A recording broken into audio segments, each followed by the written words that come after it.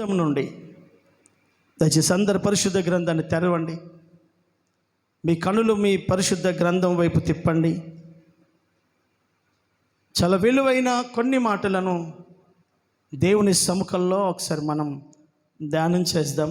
కీర్తనల గ్రంథం 22వ దావీదు కీర్తన, కీర్తనల పుస్తకం 22వ దావీదు కీర్తన 7-8 వాక్యాలు ఒకసారి గట్టిగా చదువుదాం.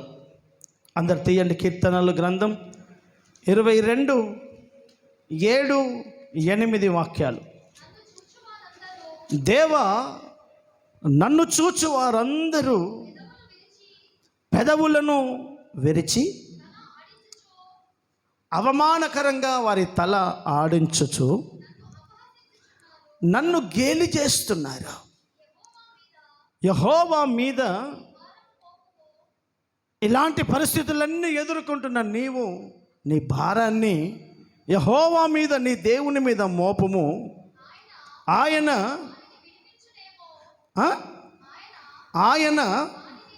ఆ బాధలన్నిటి నుండి, అవమానకరమైన స్థితుల నుండి నిన్ను విడిపించునేమో. హల్లెలూయా. చదం చేతుల దుష్యారి. హల్లెలూయా.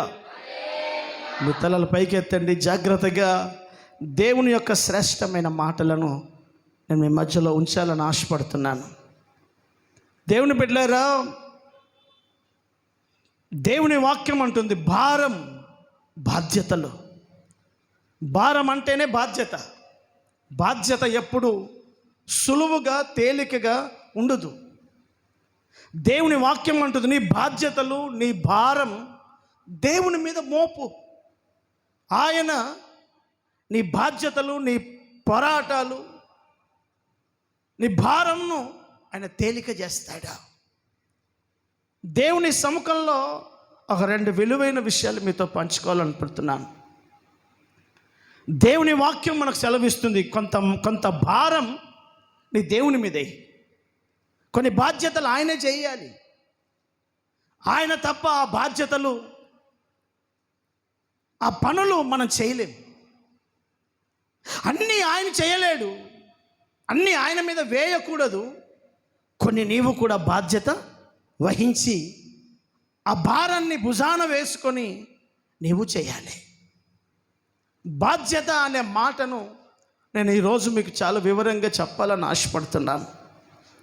ఒక మానవుని జీవితం బాగుపడడానికి, చెడిపోవడానికి ఆస్తులు కారణం కాదు, చదువు కారణం కాదు, బాధ్యత లేకుండా బ్రతకడమే మొదటి కారణం.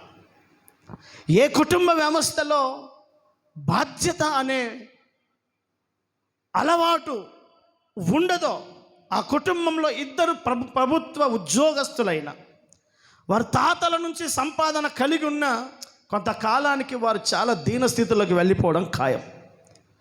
దేవుని వాక్యం ద్వారా మనకు ప్రభు నేర్పించే ఒక ఘనమైన పాఠం. ఈరోజు అనేక కుటుంబాలు, అనేక సంఘాలు, ఒక మానవుడి జీవితం పతనం కావడానికి మొట్టమొదటి కారణం ఒక సరి అయిన రెస్పాన్సిబిలిటీ, సరి అయిన బాధ్యతతో కూడిన జీవన విధానం చేయకపోవడమే. హల్లెలూయా. చదవగట్టిగా హల్లెలూయా. బాధ్యతలు కొందరికి కావు, అందరికీ ఉంటాయి. అమ్మా, బాధ్యతలు అందరికీ ఉంటాయి, అందరికీ ఉండాలి. కానీ అందరూ బాధ్యతగా ప్రవర్తించరు. అందుకే చాలామంది అంటారు బాధ్యతలు పక్కకు పెట్టు, కనీస బాధ్యత ఏంది, కామన్ రెస్పాన్సిబిలిటీ. ఓ పెద్ద బాధ్యత పక్కకు పెట్టు, కనీస బాధ్యత కూడా మా ఆయనకి లేదు, మావిడకు లేదు. ఏం చెప్తామండి, పిల్లలు పెరిగి పెద్దవారు అయ్యారు, ఏం బాధ్యత లేక తిరుగుతున్నారండి, ఏం చేయాలో తోయడం లేదు అని చెప్పే తల్లిదండ్రులు ఎంతోమంది. నా దేవుని సంఘ బిడ్డలారా, దేవుని వాక్యం అంటుంది నీ భారం దేవుని మీద మోపు. ఆ మోపవలసిన భారం ఆయన మీద మోపడానికంటే ముందు నీవు చేయాల్సిన బాధ్యతలు నువ్వు కొన్ని చేయాలి. నువ్వు విత్తనం వేయి. నువ్వు చేయలేని భారం, నువ్వు చేయలేని బాధ్యత ఒకటి ఉంది. అదే ఆ విత్తనం మీద వర్షాన్ని కురిపించే బాధ్యత నీ చేతిలో లేదు. అది నువ్వు ప్రార్థించు. కార్యాలు చేసే పని ఆయన చేతిలో ఉంది. ఆయన పని ఆయన చేస్తాడు. కానీ ఆయన పని చేయడానికంటే ముందు ఆయన తన బాధ్యతను నెరవేర్చడానికి 100% నమ్మకస్తుడే. కానీ ఆయన చేయడానికంటే ముందు నీవు చేయాల్సిన బాధ్యతలు నువ్వు చేయాలి. హల్లెలూయా. దీనినే ఒక్క మాట మన భాషలో చెప్పాలంటే, దీపం గాలిలో పెట్టద్దు, దీపం సరిగ్గా పెట్టు, దీపాన్ని నువ్వు కాపాడు, ఆ దీపం నీ ఇంటికి వెలిగిస్తుంది. అందుకే చాలామంది అంటారు గాల్లో దీపం పెట్టి దేవుడా దేవుడా అని అనొద్దు అని అంటారు. వాస్తవమే. గాల్లో దీపం ఎందుకు పెట్టాలి? గాల్లో దీపం పెడితే ఆ దీపం ఆగుతుందా? ఎవడు చెప్పాడు గాల్లో దీపం పెట్టమని? బైబుల్ అలా చెప్పలేదు. దీప స్తంభం మీద పెట్టాలి అని చెప్తాది. దీపం ఎక్కడ పెట్టాలో అక్కడే పెట్టాలి. ఏది ఎలా చేయాలో అది నీకు తెలియాలి. ఆ బాధ్యత, దాని పట్ల నీకు సరి అయిన అవగాహన నీకు నాకు లేనప్పుడు దాని పరివసనాలు మనం చాలా అనుభవించాల్సి వస్తాయి. ఆయన అద్భుతం చేస్తాడు, అది ఆయన బాధ్యత. కానీ ప్రార్థించాల్సిన బాధ్యత నీది, మొరపెట్టాల్సిన బాధ్యత నీది. నాకు మొరపెట్టు, నేను నీకు ఉత్తరం ఇస్తానన్నాడు. ఆయన ఉత్తరం ఇవ్వడానికి 100% సిద్ధంగా ఉన్నాడు. కానీ మొరపెట్టాల్సిన బాధ్యత కూడా ఆయనది కాదు కదా, నీవు నేను చేయాలి. అంటే ఎవరి బాధ్యతలను వారు విస్మరించకుండా ఎప్పుడైతే మనం చేయడానికి ఇష్టపడతామో, బాధ్యత కలిగిన కుటుంబం, బాధ్యత కలిగిన తండ్రి, బాధ్యత కలిగిన తల్లి, బాధ్యత కలిగిన భర్త, బాధ్యత కలిగిన భార్య, బాధ్యతలు ఎరిగిన పిల్లలు, ఒక కుటుంబంలో ఎవరి బాధ్యతలు వారికి ఉంటాయి. అమ్మా, ఎవరి బాధ్యతలు వారికి ఉంటాయి. నీది నీవే మోయాలి, నాది నేనే మోయాలి, నాది నేనే మోయాలి. నీ బాధ్యతలు నువ్వు చేయాలి. దాని బైబిల్ పరిభాషలో వారి వారి ధర్మములు చేయాలి అని అంటాడు బైబిల్లో. ధర్మం అంటే రెస్పాన్సిబిలిటీ. నీ బాధ్యత నువ్వు చేయాలి. ఉదాహరణకి మీ ఆయన పొద్దంతా కష్టపడి వచ్చినప్పుడు రాగానే కనీసం నువ్వు మంచినీళ్ళైనా, రాగానే కనీసం మంచినీళ్ళైనా, రాగానే కాస్త టీ అయినా పెడితే దాన్ని అంటారు కనీస బాధ్యత. కనీస బాధ్యత. ఆ బాధ్యత ఏమవుతుందని అంటే కష్టముతో అలసిపోయి వచ్చిన వాడికి తేలికైతుంది. నువ్వు చేసే ఆ దైవికమైన జ్ఞానం కలిగిన పని ఎదుటివాడి ప్రయాసం, ఎదుటివాడి కష్టం మర్చిపోయేటట్టు చేస్తుంది. వచ్చాడు, కాళ్ళు కడుక్కున్నాడు, చేతులు కట్టుకున్నాడు, కంచం పట్టుకున్నాడు, అన్నం వేసుకున్నాడు, తిన్నాడు, అన్నాడు. నువ్వు ఫోన్ పట్టుకొని మస్తు జోకులు వింటున్నావు.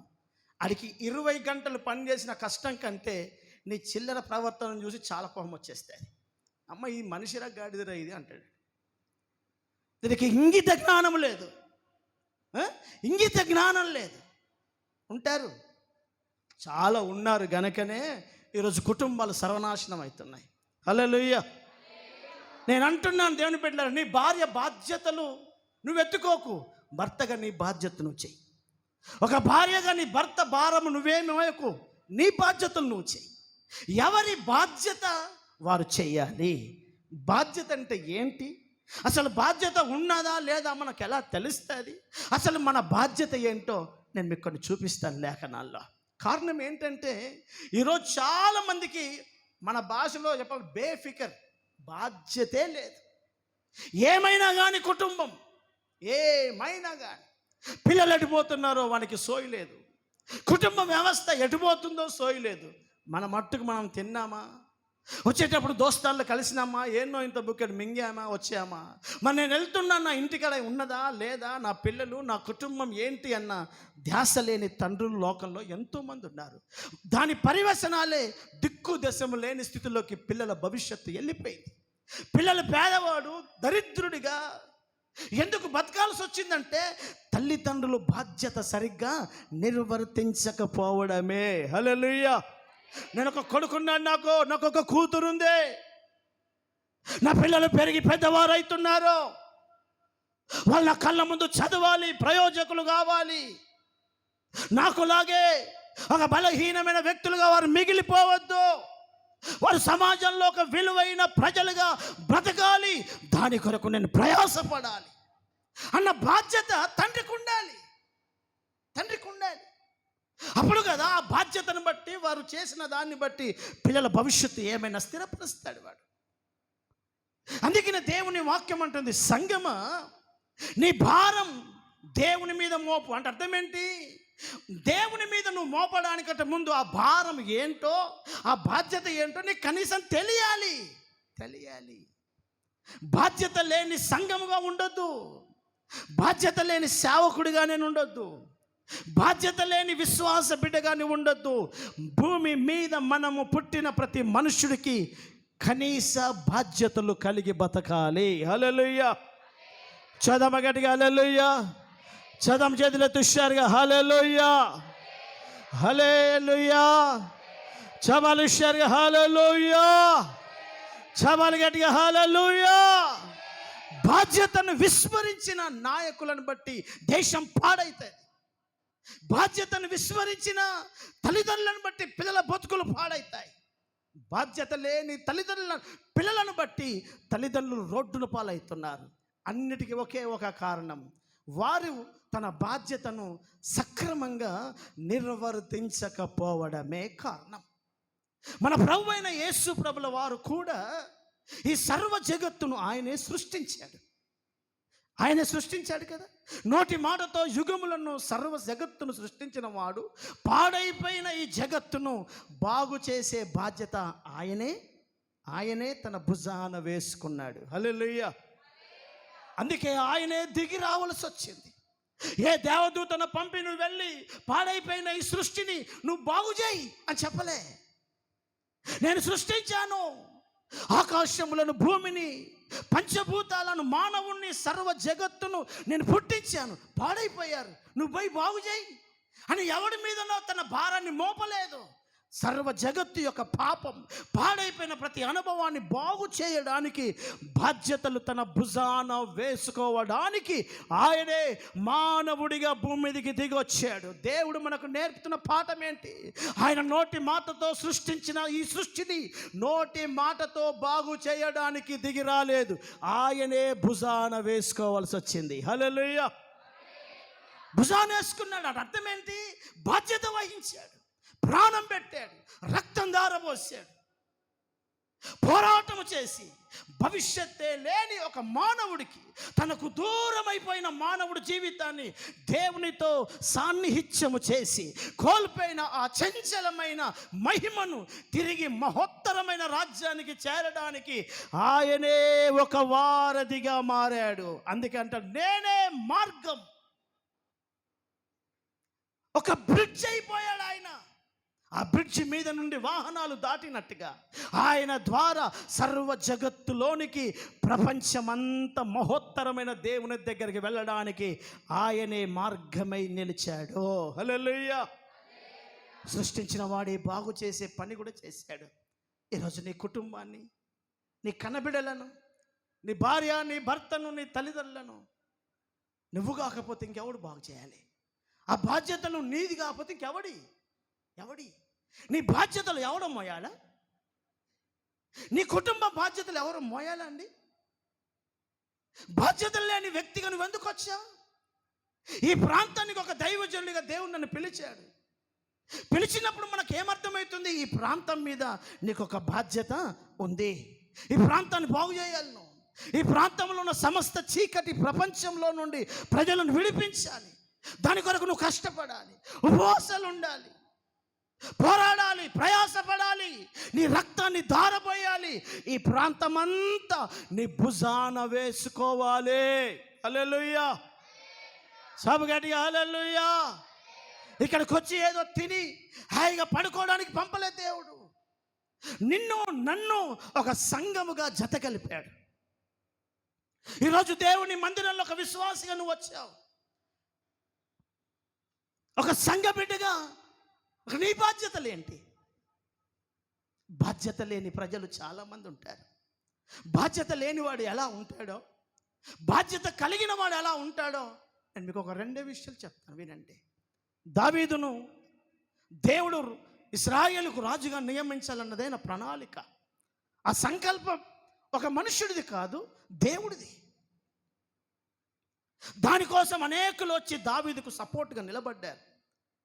ఇత్తయి వచ్చాడు, బర్జిల్లా వచ్చాడు, అనేక ప్రజలు వచ్చి దావీదా మేము నీతో ఉన్నాం, నువ్వు ఇశ్రాయేలుకు రాజు కావాలి, ఇది దేవుని ప్రణాళిక అని ప్రజలందరూ వచ్చి దావీదుకు సపోర్ట్గా ఆయన సింహాసనం నిలబెట్టడానికి ప్రయాసపడుతుంటే ఇశ్రాయేలు వంశంలో ఒకడున్నాడు, వాని పేరు షేబా. చెప్పనే పేరు. వాడు ఏమంటున్నాడో తెలుసా? శామ్యూయేలు 2వ పుస్తకం 20వ అధ్యాయం. శామ్యూయేలు 2వ పుస్తకం 20వ అధ్యాయం ప్రారంభ వాక్యం చదవండి. చదువు స్వరమెత్తి గట్టిగా. బెన్యామీనీయుడగు. ఇదిగో బెన్యామీను గోత్రం అన్యులా? అమ్మ అన్యులా వాళ్ళు కాదు కదా. ఇశ్రాయేలు 12 గోత్రాలలో ఒక గోత్రమే కదా. అంటే ఈ మనిషి కూడా విశ్వాసే, ఈ మనిషి కూడా ఇశ్రాయేలీయుడే, దేవుని సంబంధే. బెన్యామీను గోత్రికుడైన బిక్రీ కుమారుడైన ఇదిగో షేబా అను ఎవడాడు? చెప్పండి ఎవరు? చెప్పండి ఎవడు? ఇంకా గట్టిగా చెప్పండి ఎవడు? ఈ మాట బాగా మైండ్లో పెట్టుకోండి వర్తమానమయ్యేదాకా. వీడెవడు అని అంటే పనికి మాలినవాడు, ఇశ్రాయేలీయుడే, యాకోబును దీవించిన సంతానం, అబ్రహాముకు చూపిన నక్షత్రములలో ఉన్నోడే, దేవుని బిడ్డే. అయినా ఈయన చేష్టలన్నీ ఎలా ఉన్నాయంటే పనికొచ్చే చేష్టలు లేవు, పనికి మాలిన చేష్టలు ఉన్నాయి. బిక్రీ కుమారుడైన షేబా అను ఒక పనికి మాలిన వాడు అక్కడ ఉండెను.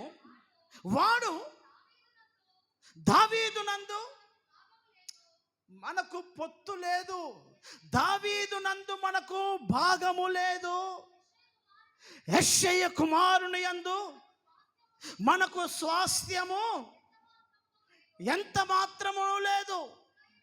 ఇశ్రాయేలు వారులారా, మీరందరూ మీ మీ ఇంటికి పొండని బాకా ఊది ప్రకటన చేయగా ఇశ్రాయేలు ప్రజలందరూ దావీదును విడిచి షేబాను పనికొచ్చేవాడిని విడిచిపెట్టి పనికి మాలినోని వెంబడిస్తున్నారు ప్రజలు. చదువు 2 చేతులు ఎత్తావు సార్. హల్లెలూయా. సభలు షేర్గా హల్లెలూయా. ఇక ఈ మనిషి ఎంత పెద్దోడో చూడండి ఒకసారి, ఎంత బాధ్యత ఉందో వీడికి ఆలోచించండి. ఆ దినాలలో అబ్నేరు లాంటి సైన్యాధిపతి, అనేకమైన పెద్దలందరూ దావీదును కట్టాలి, సౌలు చచ్చిపోయాడు, దావీదు రాజ్యంలోకి రావాలి, మనకు ఒక రాజు ఉండాలి, ఇది అనాది సంకల్పం, సమూయేలు అభిషేకించిన వాడు దావీదే అని అందరూ మాట్లాడుతుంటే సడన్గా లేచాడు మహానుభావుడు. చూడండి, పుల్లలు పెట్టేటోడు ఒక్క లేచాడు. ఇది అంటాడు, ఇశ్రాయేలు వంశస్థులారా, దావీదుతో మనకి ఏం సెట్ అవుతుంది చెప్పండి. సెట్ కావాలని దేవుడు అంటే వీడంటాడు ఆయనతో మనకు సెట్ కాదు, ఆయనతో మనకు పొత్తు లేదు. ఇశ్రాయేలులారా, దావీదు కుమారుడైన యెషయతో మనకు భాగము లేదు.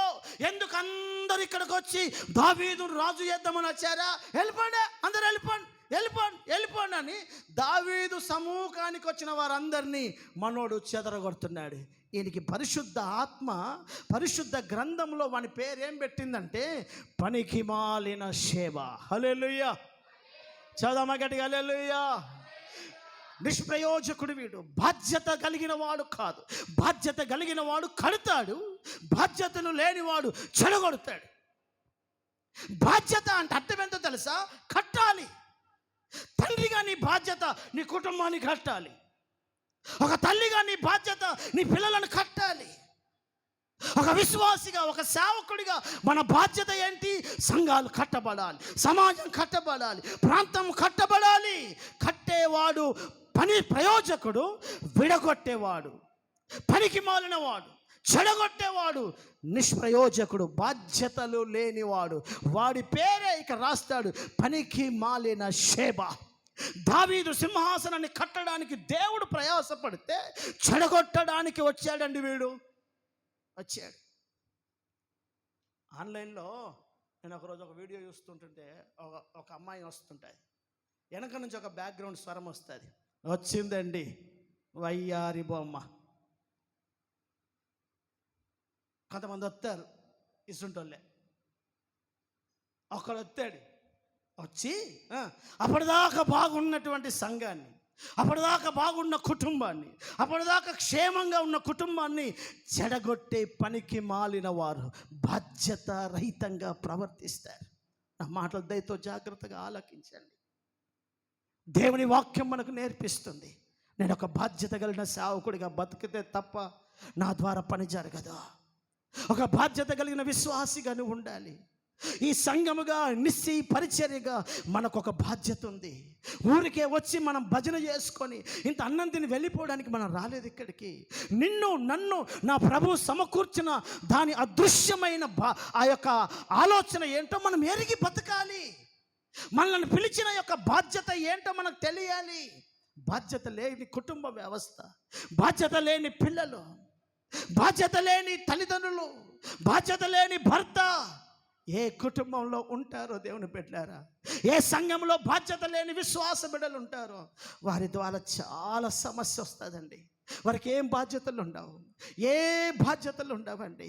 నా దేవుని సంఘ బిడ్డలారా, బాధ్యత అంటే ఏంటో మొదటిగా నేను మీకు చూపిస్తున్నాను, దయచేసి చదవండి. మత్తయి సువార్త 21వ అధ్యాయం, దయచేసి అందరు తెరవండి. మత్తయి సువార్త 21వ అధ్యాయం 28వ వాక్యం నుంచి చదువుదాం. మత్తయి సువార్త 21:28. మీకేమి తోచుచుంది? బ్రదర్, ఇప్పుడు నేను చెప్పే మాటను మీరు కూడా ఆలోచించారు. నా ప్రభు ఆయన దగ్గరకు వచ్చిన 100 మందితో అంటున్నాడు, మీకు ఒక విషయం చెప్తాను, మీకేమనుకుంటున్నారో, ఏం తోస్తుందో, మీ ఏమనుకుంటున్నారో నాకు చెప్పండి అని విషయం చెప్తున్నాడు. ఏంటి? ఒక మనుషునికి 2 కుమారులు ఉన్నారు. అతడు పెద్దవాడి దగ్గరికి వచ్చి, కుమారుడా, నీవు ఈరోజు పోయి మనకున్నటువంటి ద్రాక్ష తోటలో పని చేయి, కొంచెం పనుంది, నువ్వు వెళ్ళి పని చేయమని తండ్రి పెద్ద కుమారుడితో చెప్పగా, వాడు, నానా నేను వెళ్ళను, నాకు కుదరదు అని చెప్పాను. కానీ ఆ తరువాత మనస్సు మార్చుకొని పోయి తండ్రి చెప్పిన బాధ్యత పని చేసి వచ్చాడు. పెద్ద కొడుకు ఎలాగూ పోలేదు అనుకొని తండ్రి పిమ్మట అతడు చిన్నవాడైన 2వ వాని యొద్దకు వచ్చి, ఆ ప్రకారమే కుమారుడా, మీ అన్నకు చెప్పాను తోటలో పనుంది వెళ్ళమని. ఆయన ఎలా అంటున్నాడు, చిన్నోడా నువ్వన్నా వెళ్ళరా అని అన్నాడు. హల్లెలూయా. చదమ్మ గట్టిగా హల్లెలూయా. చబాలు హుషారుగా హల్లెలూయా. చదమ్మ హుషారుగా హల్లెలూయా. హల్లెలూయా. హల్లెలూయా. చబాలు హుషారుగా హల్లెలూయా.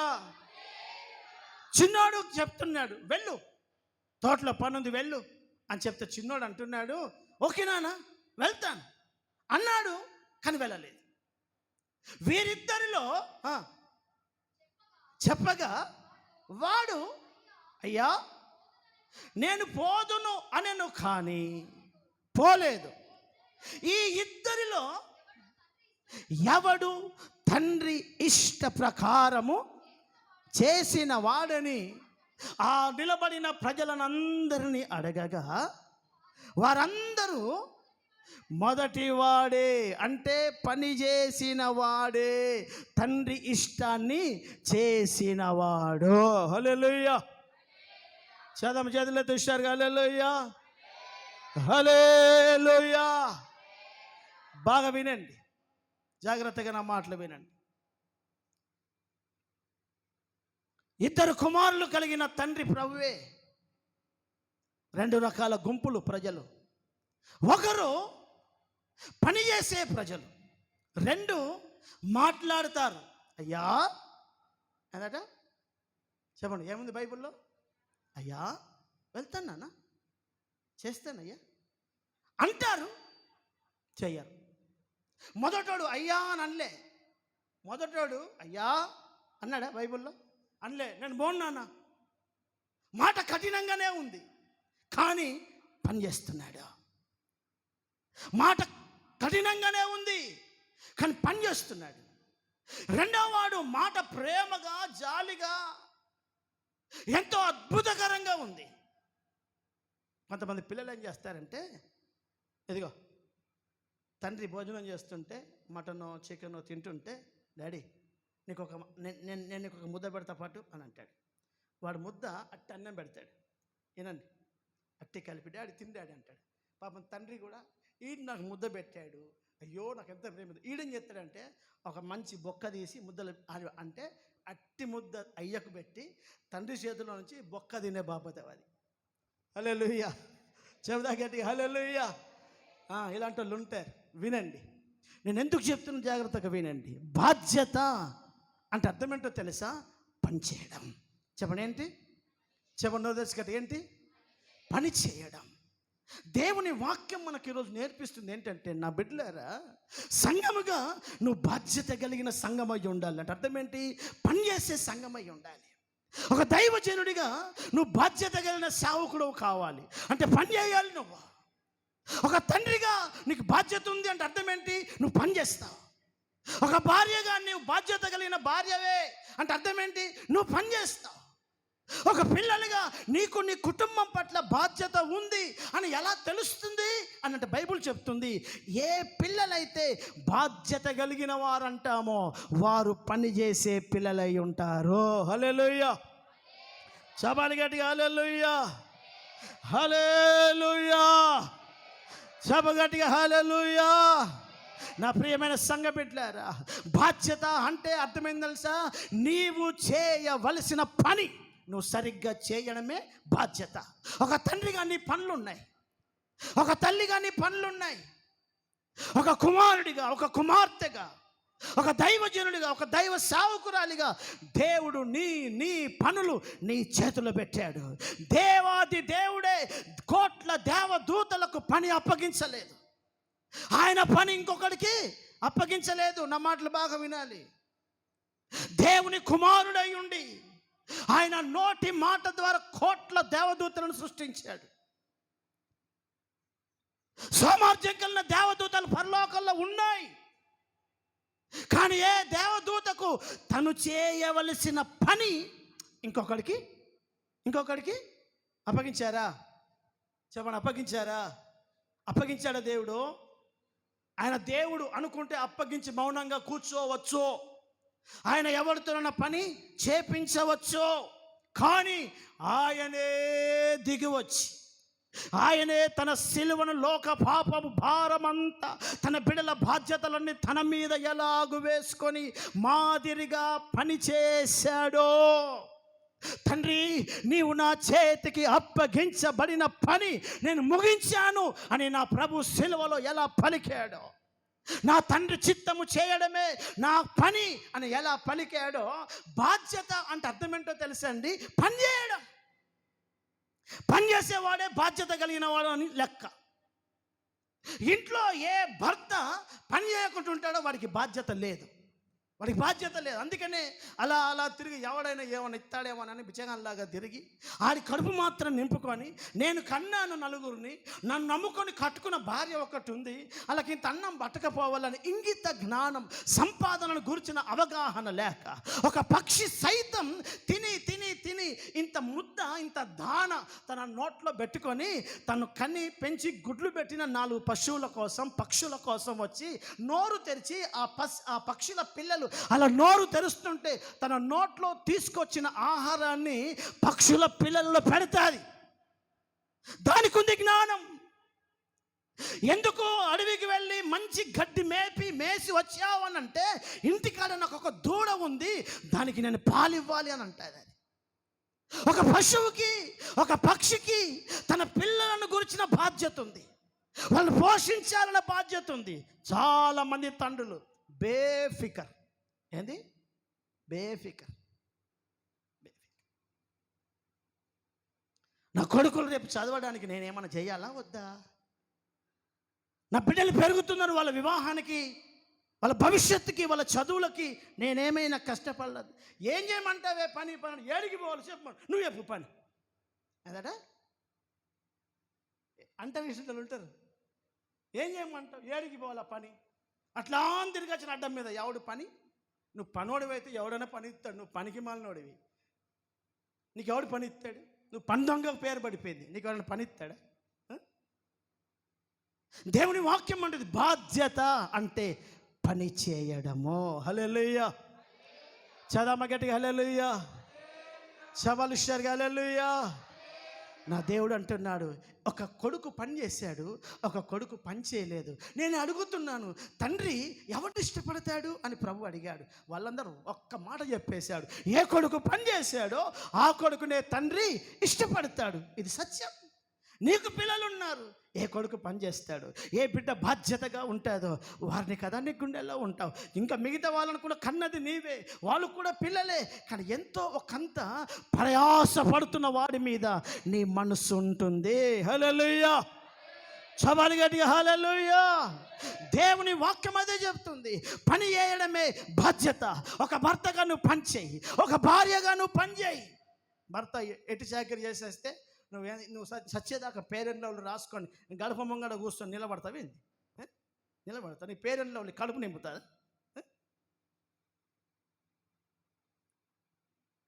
అయిపోయింది, కొత్త పెళ్ళి మోకం అయిపోయింది, పిల్లలను అన్నావు. నీ భర్తతో పాటు నువ్వు కూడా ఏం చేయాలి? ఇప్పుడు బాధ్యత తీసుకోవాలి. హల్లెలూయా, చెప్పండి ఏం తీసుకోవాలి? చెప్పండి ఏం తీసుకోవాలి?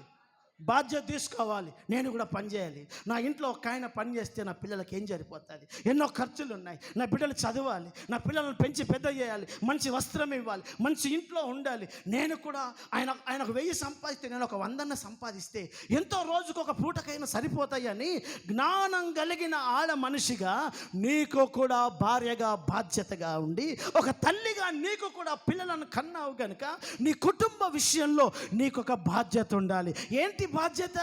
బాధ్యత అంటే ఏంటి? పని చేయడం. బాధ్యత లేనివాడంటే వాడు శేబ, పనికి మాలినవాడు, పని చేయకుండా గాలి మాటలు మాట్లాడేవాడు. అయ్యా ఏమండి సారు అంటే అయిపోతుందా? అయిపోతుంది. సార్ అనగానే పైలు వస్తాయండి, నిండుతుందా? కడుపు నిండుతుందా? చెప్పండి, నిండుతుందా? అమ్మ నింపుతారా మీరు అలా కడుపు? మీ ఆయనది నింపగలరా? సారు మేడం సార్ అంటే నిండిపోతుందా? చాలామందికి ఆ దైవ జ్ఞానం లేక, పని వెతుక్కునే సామర్థ్యం లేక, మీకు సత్యం చెప్తాను వినండి జాగ్రత్తగా. పని చేసిన వాడినే తండ్రి మెచ్చుకుంటాడు, పని చేసిన వాడే ప్రభు మెచ్చుకుంటాడు. ప్రభుకి పనికి మాలిన వాళ్ళంటే నచ్చదు. అర్థమవుతుందా మీకు? పని చేయని వాడు దేవుడికి కూడా నచ్చడు. పని చేయని వాడు ప్రపంచానికి ఆడు భారమడు. ఆడు 3 పూటలు తిని వ్యర్థంగా. ఒక యవన బిడ్డగా మారావా? హాలిడేస్ వచ్చావా? నువ్వు హాస్టల్లో ఏదో దున్ని వచ్చినట్టు చేయకు. ఇంటికి వచ్చావా? పని చేయి, పని చేయి. ఇప్పటి తరం పిల్లలను చూడండి, రాత్రి మెలుకుంటారు, పొద్దంతా బంటారు. ఇదంతా రివర్స్ ఉంది. పశువులాగా పశువులు రాత్రంతా వేటకెళ్తాయి, పొద్దంతా గుహల్లో పంటాయి. అవునా కాదా? పశువుల యొక్క నైజం ఏంటి? రాత్రంతా వేటకు తిరుగుతాయి. సింహం బయటకు వస్తుంది రాత్రిలోనే, పశువులు బయటకు వస్తాయి. బైబుల్ చెప్తుంది రాత్రి వచ్చుచున్నది, అప్పుడు ఎవడు పని చేస్తాడు? పశువులు వేటకు వెళ్ళి తమ ఆహారాన్ని సంపాదించుకుంటాయి. సూర్యుడు ఉదయించగానే గుహల్లోకి వెళ్ళి విశ్రాంతి తీసుకుంటాయి. అంటే పొద్దంతా మనిషి పని చేయాలి, తెల్లందాకా పశువులు పెడతాయి. వీళ్ళు తెల్లందాకా తెలుకుంటారు, పొద్దున 11 గంటలకు 10 గంటలకు లేస్తారు. నువ్వు మనిషివా పశువు? ఆలోచించేస్తారు. నీ స్వభావాలు మనిషిలాగా లేవు. నీ తల్లి నేను సంకకేసుకున్నప్పుడు మోస్తే అందంగానే ఉంది. నీ తల్లి ఒక 5-6 సంవత్సరాల వయసు వచ్చినప్పుడు భుజాన వేసుకొని నీ చంపలను ముద్రించుకుంటే సౌందర్యంగానే ఉంటుంది. నువ్వు మంచం కంటే నీ కాళ్ళు 2 ఫీట్లు పెద్దగా అయిపోయినాయి. మంచం దాటిపోయింది నీ కాలు. బెడ్షీట్ సైజు కంటే నీ కాలు పెరిగింది. నువ్వు పొద్దున లేస్తున్నావు. నీ తల్లి మంచం కింద నుంచి చీపురు పట్టుకొని ఊడుస్తుంది. నీ తల్లి ఉదయకాలం లేచి అన్ని పనులు చేస్తుంది. నువ్వు ఒక ఎదిగిన బిడ్డగా నీకు ఇంగిత జ్ఞానం ఉందా నీకు? నేను పని చేయాలి, నాకంటూ ఒక బాధ్యతలు ఉన్నాయి, నేను ఒక ఆడపిల్లను, నా తల్లికి సహకరించాలి, నేను ఒక మగబిడ్డను, నేను కూడా పని చేసే వయసు వచ్చింది, మా నాన్న 1,00,000 రూపాయలు సంపాదిస్తే నేను కూడా ఒక 1000 అన్న సంపాదించాలి, ఉదయం లేచి నేను పార్ట్ టైం జాబ్ వెతుక్కోవాలి, కాలేజ్కి వెళ్ళి వచ్చిన తర్వాత ఏదైనా చిన్న పని చేయాలి. ఈ స్కిల్స్ ఉండాలి మనిషికి, పని చేసే నాలెడ్జ్ ఉండాలి. నువ్వు పని చేయగలిగిన అలవాటు, అవగాహన ఏ మనిషి సంపాదించుకుంటాడో బైబిల్ అంటుంది వాడు బాధ్యత కలిగిన మనిషి. హల్లెలూయా, సభలు గట్టిగా హల్లెలూయా, హల్లెలూయా, హల్లెలూయా. నువ్వు ఒక పసిబిడ్డ కావు, నువ్వు పని చేసే వయసు వచ్చిందా? నీకు అర్థం కాలే నువ్వు పని చేసే వయసు వచ్చిందని.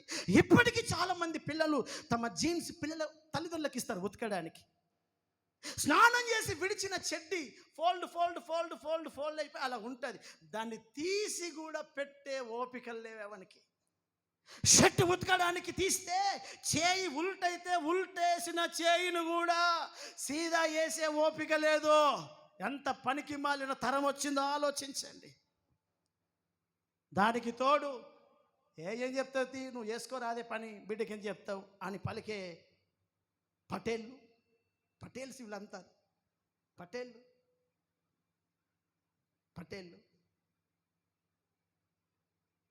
ఏం చేస్తున్నావు? మమ్మీకి సాయం చేస్తే కాదా చిన్నపిల్లవు నువ్వు? ఊరికే పండుకుంటావు, సెల్ ఫోన్ పట్టుకుంటావు.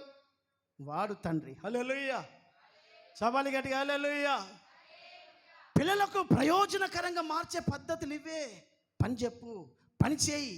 బ్రదర్, నీ పిల్లలు వయసు 100 సంవత్సరాల వరకు నువ్వే పని చేసి పెట్టగలవు అనుకుంటున్నావా? కుదరదు. రేపు వాళ్ళే పని చేసుకొని బతకాలి. ఆ పనికి ఇప్పటి నుంచి నువ్వు వాళ్ళని ప్రిపేర్ చేయాలి. హల్లెలూయా, చదవండి హల్లెలూయా. దేవుని వాక్యం మనకు నేర్పిస్తున్న పాఠం, బాధ్యత కలిగిన సంఘమై ఉండాలి. సంఘం పనిచేయాలి, సేవకుడు పనిచేయాలి. దేవుని బిడ్డగా ఒక తల్లిగా నువ్వు పనిచేయాలి, ఒక తండ్రిగా నువ్వు పనిచేయాలి, ఒక కొడుకుగా ఒక కుమార్తెగా పని చేసిన వారు ఎవరో వారే బాధ్యతలు కలిగిన వారు. పనికి మాలిన వ్యక్తులుగా మనం బ్రతకకూడదు అని బైబిల్ నెరవేరుస్తుంది. బాధ్యత లేని కుటుంబం పాడైతుంది. దేవుని బిడ్డలారా, ఇంట్లో ఒక్క మనిషి సంపాదిస్తే నలుగురు తినద్దండి. నలుగురు సంపాదించి నలుగురు తినగలిగితే ఎలా ఉంటుందో చూడండి ఒకసారి. ఇంట్లో ఉన్న వారందరూ పని చేస్తే ఎలా ఉంటుందో చూడండి. నువ్వు సంపాదించేది ఎంత అని లెక్క పెట్టకు, సంపాదించడం నేర్చుకో, కష్టపడడం నేర్చుకో. ఎందుకు మన కుటుంబ వ్యవస్థలు బలహీనమో తెలుసా? ఒక్కడు పని చేస్తాడు, నలుగురు తింటారు. డైనింగ్ టేబుల్ మీద 4 కంచాలు ఉంటాయి, కానీ జేబులో సొమ్ము ఒక్కడి జేబులోనే ఉంటుంది. ఎంత సరిపోతుంది? వాడు ఎక్కడి నుంచి తెస్తాడు?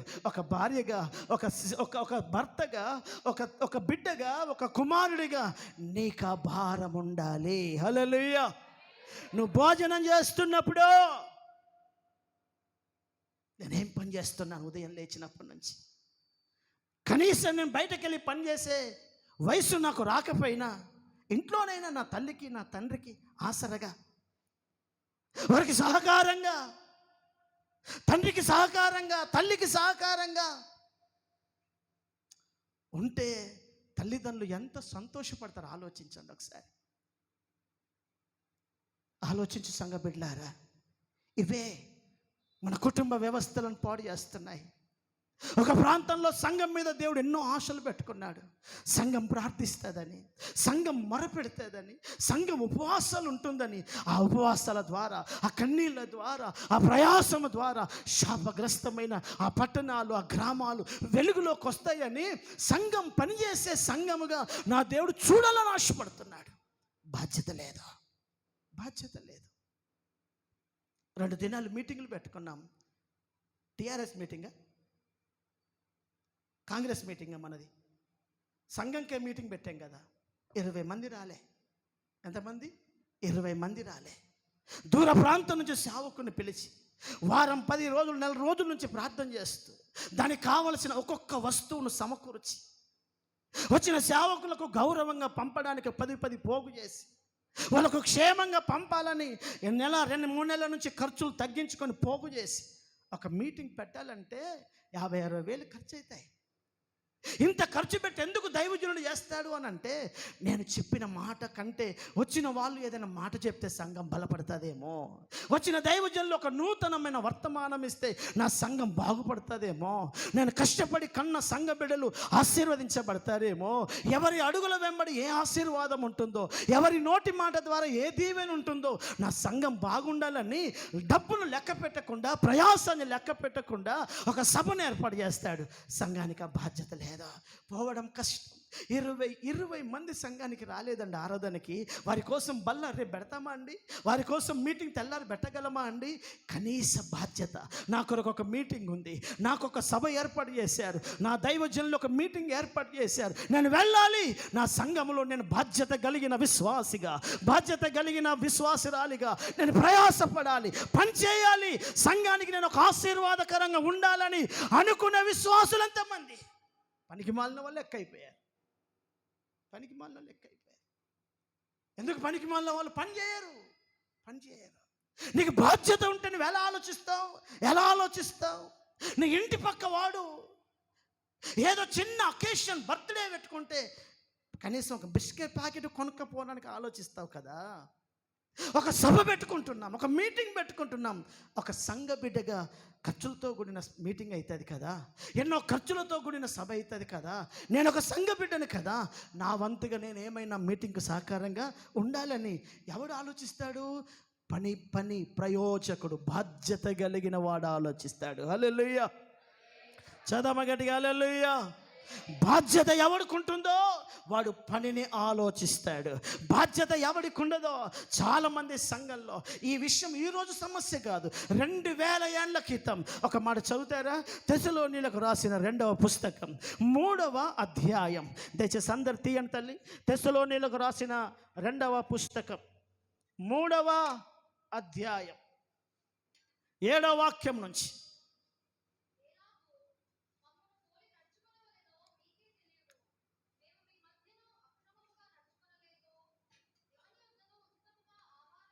దైవజనుడు సంఘంతో ఉన్నట్టు, మీ మధ్య మేము అడ్డదిడ్డంగా బతకలేదు, ఎవని యొద్ద మేము ఉచితముగా ఆహారము తినలేదు, మేము మీలో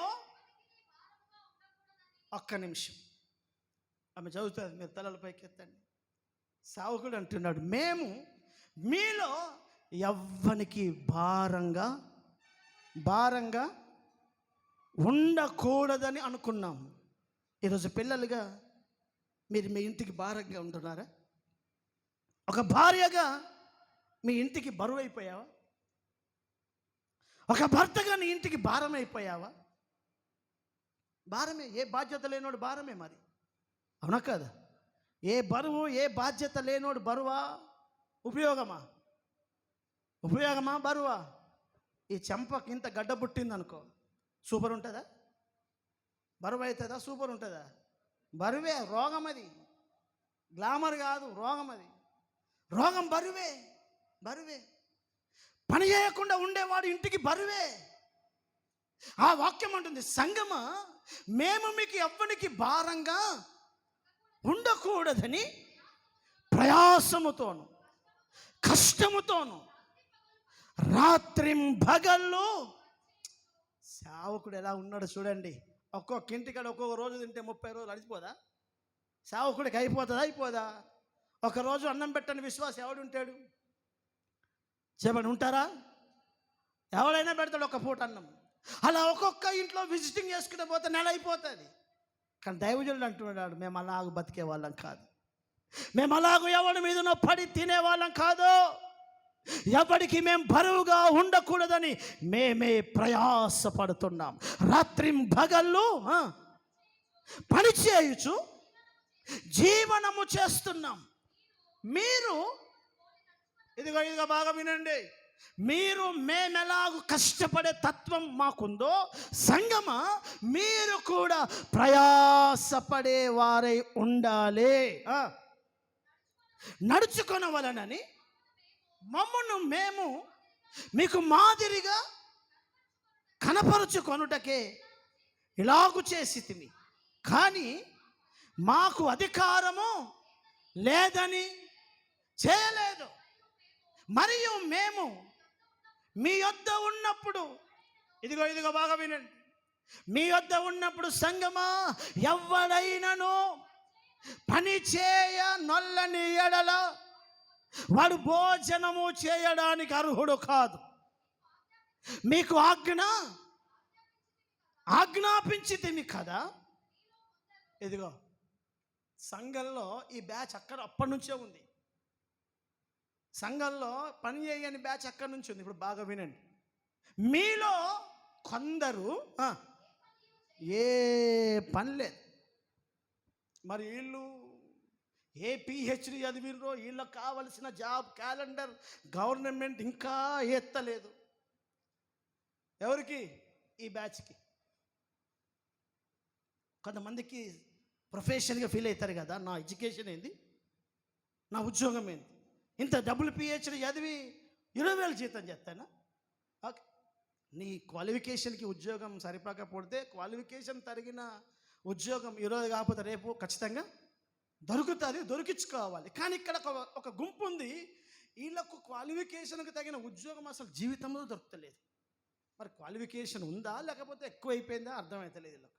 ఇక్కడ అంటున్నాడు, మీలో కొందరు ఏ పని చేయక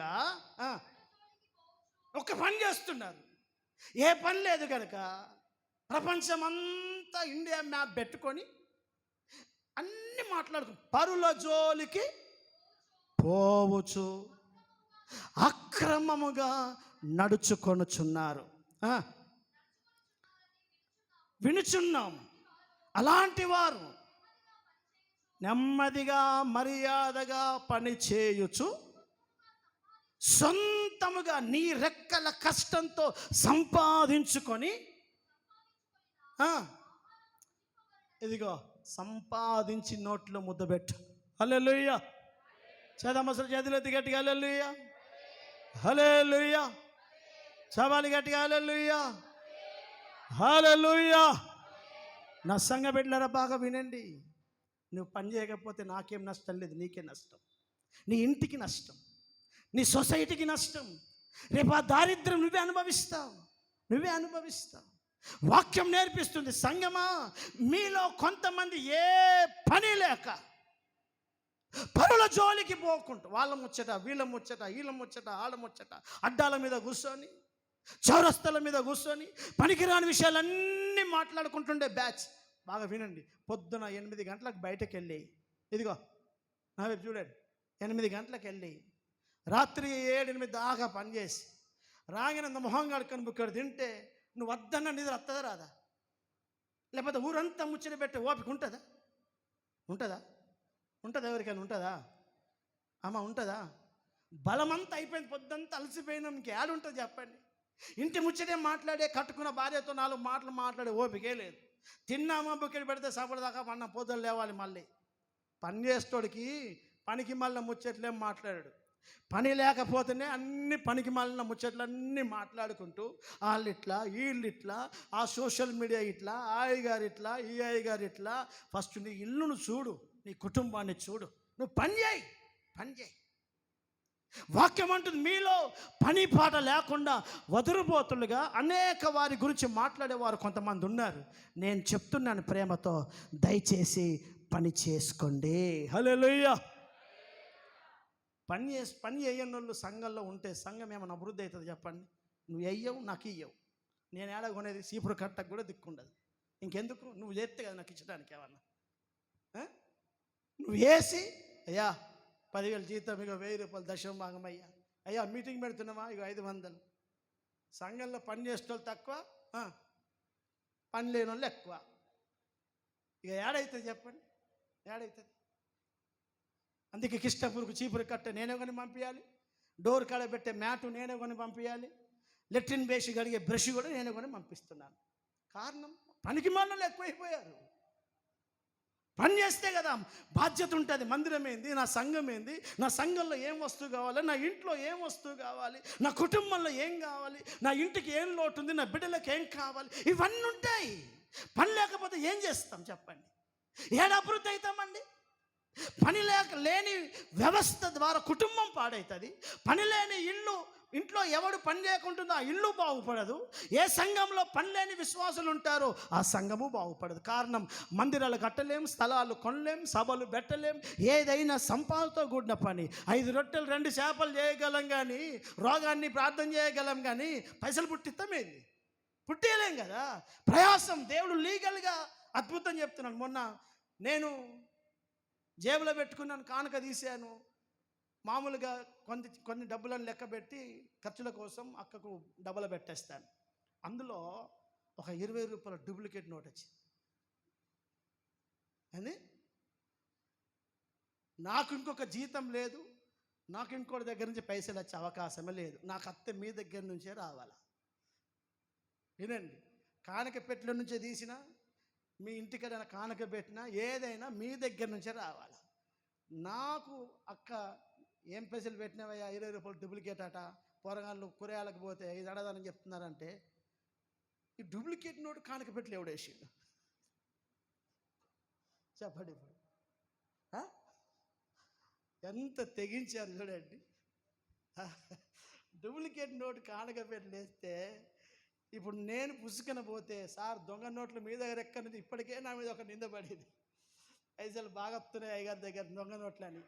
సీసీ కెమెరాలతో సహా చెక్ చేసేది వాడు, పోలీసు వాళ్ళు వచ్చి. నేను ఎప్పుడైనా నా దగ్గర నుంచి జేబులో నుంచి అలాంటి నోటు పోతే ఎక్కడో వెనుక బ్యాక్గ్రౌండ్ ఉంది అని అనుకునే అవకాశం ఉందా లేదా? ఇప్పుడు ఎంత ఘోరం అండి ఇది. హల్లెలూయా, చవాలు ఇష్టారుగా హల్లెలూయా. నేను ఆశ్చర్యపోయాను, ఇది ఎక్కడిది. మరి వాళ్ళు కావలసుకుని వేసారా, వాళ్ళకి ఎవడని ఇచ్చాడా, ఇక తెలియదు నాకు ఆ విషయం. సంఘబిడ్డలారా, వాక్యం మనకు నేర్పిస్తున్న పాఠం, ఈ చేతిలో పని చేయాలి. ఇప్పుడు ఏం చేయాలి? పని చేయాలి. ఒక బిడ్డగా పని చేసే సామర్థ్యం నీ చేతులకు ఎప్పుడైతే వస్తుందో పని చేయడం ప్రారంభించు. నీకు తెలిసిన పని చేయి, నీతితో కూడిన పని చేయి. ఇంత సొమ్మే రాని, ఒక పూట కూరగాయలకి రాని, పని చేయి.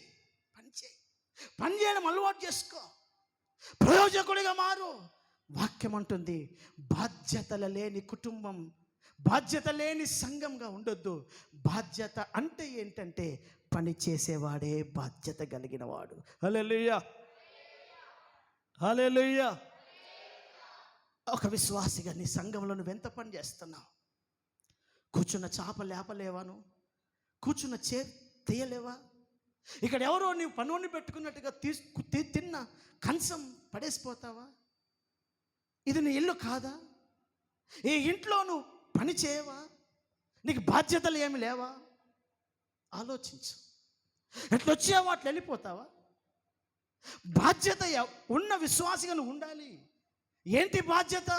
పని. హల్లెలూయా, చవాలు ఇష్టారు హల్లెలూయా.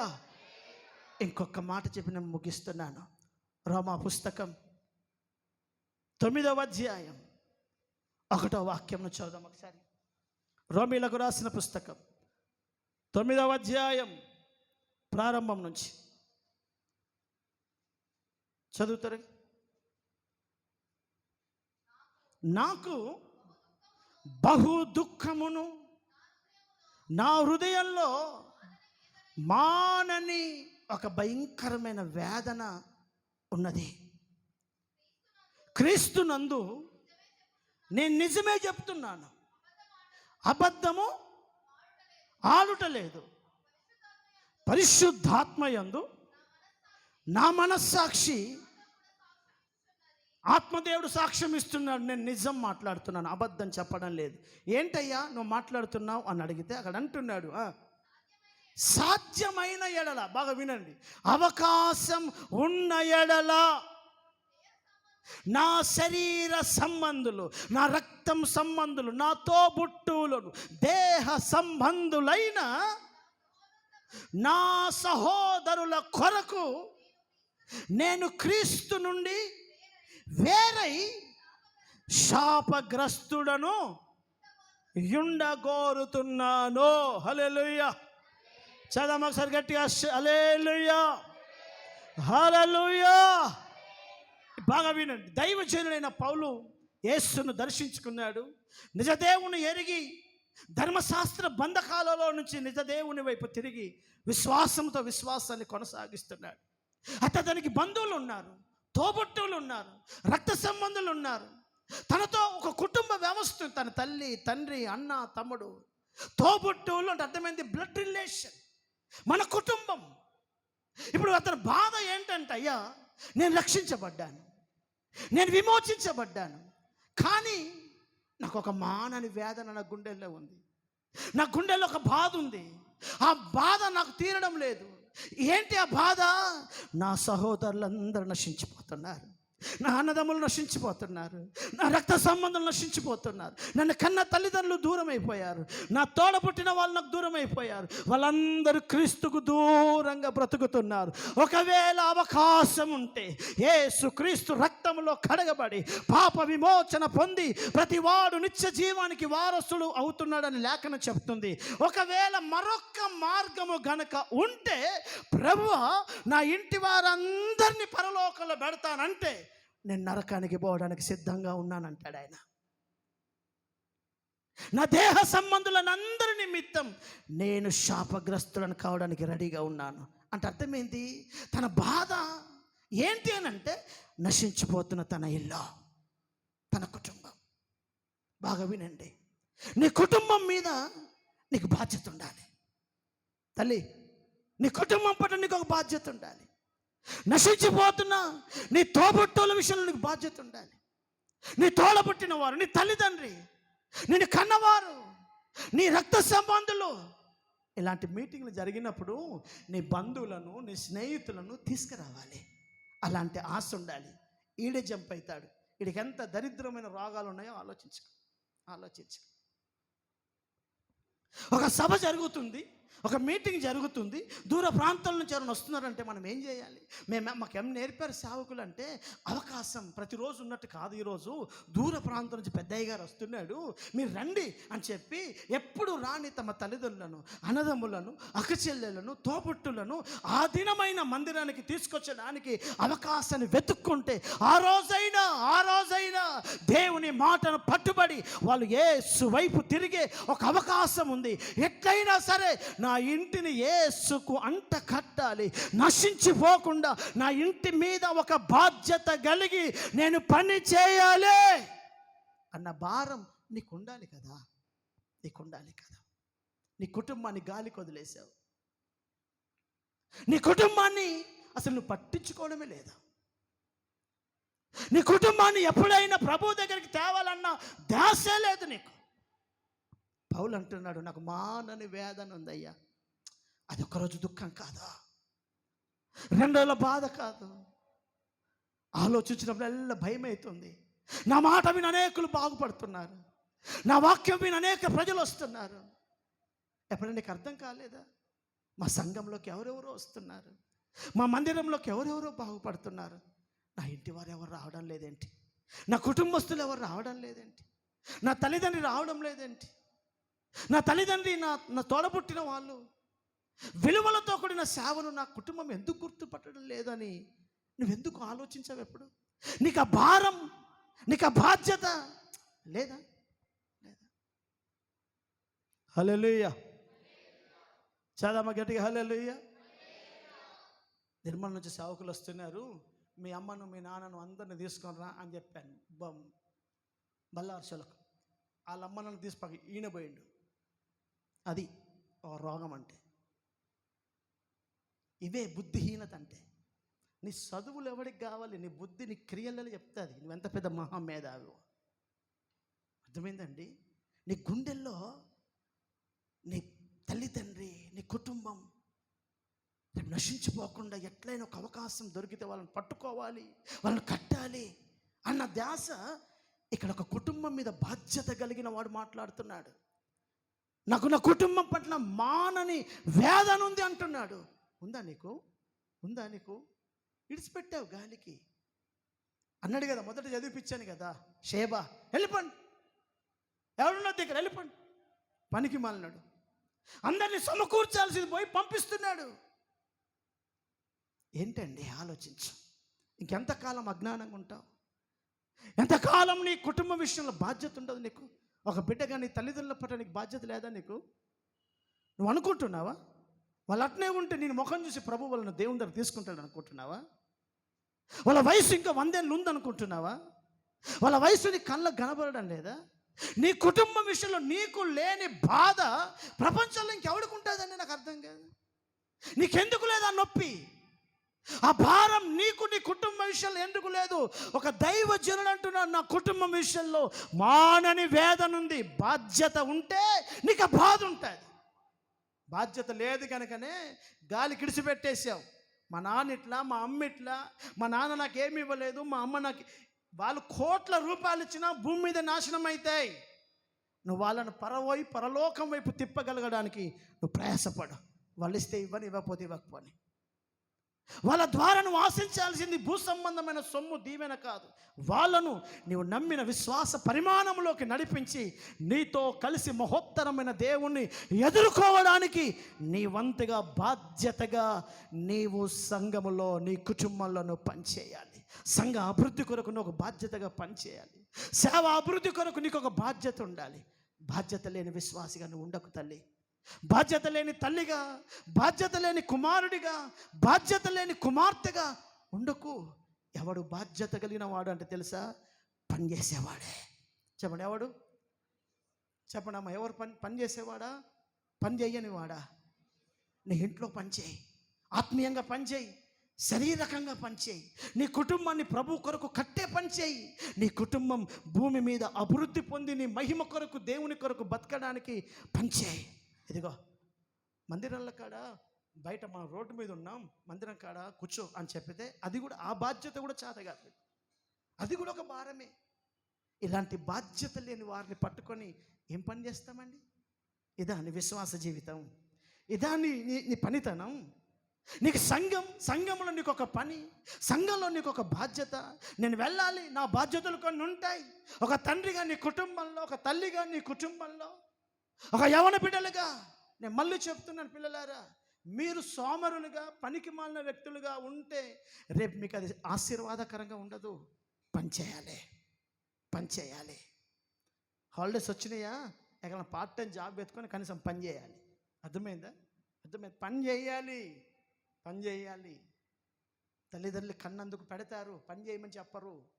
కానీ తల్లిదండ్రులకి పని చేసి పెట్టే అవకాశాలు వచ్చినప్పుడు పని చేసి సహకరించాలి. నీ పనులు వాళ్ళ హృదయాన్ని తేలిక చేస్తాయి, వాళ్ళ మనసును తృప్తిపరుస్తాయి. అందుకని వాక్యం అంటుంది, పనికి మాలిన చెడ్డ దాసుడా, వీని కాళ్ళు చేతులు కట్టి బెల్లపడి చిక్కట్లో పడేసేయండి. పని చేయకపోవడం పాపం కాదా? అవునా కాదా? చెప్పండి, అవునా కాదా? ఎందుకు పాపం అని చెప్తున్నాను? పాపంకు వచ్చు జీతమే మరణం. అంటే నిత్య నరకం ఎవడికి? పాపం చేసినోడికే. మరి ఇక్కడ వీడు ఏం పాపం చేశాడు? పని చేయలేడు. నీ ద్వారా పని చేస్తే నీ కుటుంబం బాగుపడేది. సంఘంగా మనం పని చేస్తే ఊరు బాగుపడేది. ఊరు నాశనానికి నువ్వు పని చేయలేవు కనుక నాశనమైంది. ఆ నాశనానికి కారణం ఎవడు? నువ్వే. నువ్వు సరిగ్గా పని చేస్తే నీ భర్త మారేటోడు, నువ్వు సరిగ్గా పని చేస్తే నీ కుటుంబం మారేది. పని చేయవు, పనికి మాలిన వ్యక్తిగా బ్రతుకుతావు. నువ్వు పని చేయకపోవడం ద్వారా దేవుని కార్యాలు జరగలేవు కనుక నా ప్రభు అంటాడు, నువ్వు పని చేయలేవు కనుక నీకు అధికారం లేదు. వీని కాళ్ళు చేతులు కట్టి వెళ్ళపడి చీకట్లో పడేయండి. అక్కడ ఏడుపు, పళ్ళు కొరకుట. సంఘంలో పనిచేయి, కుటుంబంలో పనిచేయి, సమాజంలో పనిచేయి, నీ తల్లిదండ్రుల కొరకు పనిచేయి, నీ పిల్లల కొరకు పనిచేయి, నీ సంఘం కొరకు పనిచేయి. నీకు ఎక్కడ నీ బాధ్యతలు దేవుడిచ్చాడో నీ రెస్పాన్సిబిలిటీని, నీ బాధ్యతలను సరిగ్గా నెరవేర్చు. ఒక దైవజనుడిగా సంఘం కోసం ప్రార్థించాలి, నా బాధ్యత. ఒక దైవజనుడిగా వ్యాధిగ్రస్తుల కొరకు నేను ప్రార్థించాలి, నా బాధ్యత. నా బాధ్యతలు నేను చేయకపోతే నేను దోషిని అయిపోతాను. మరి నీవు బాధ్యతలు నెరవేర్చకపోతే నువ్వు దోషివిగా కావా? నీ పనులు ఏం చేస్తున్నావు ఆలోచించు. బాధ్యత లేని సంఘంగా ఉండొద్దు. బాధ్యత లేని కుమార్తెగా, కుమారుడిగా ఉండకు. బాధ్యత లేని భర్తగా, భార్యగా ఉండకు. పని చేద్దాం, ప్రభు కొరకు మనం బ్రతుకుదాం. దేవుడు మనల్ని నడిపించునుగాక. చేద్దాం స్వరమెత్తి ఆమేన్. దయచేసి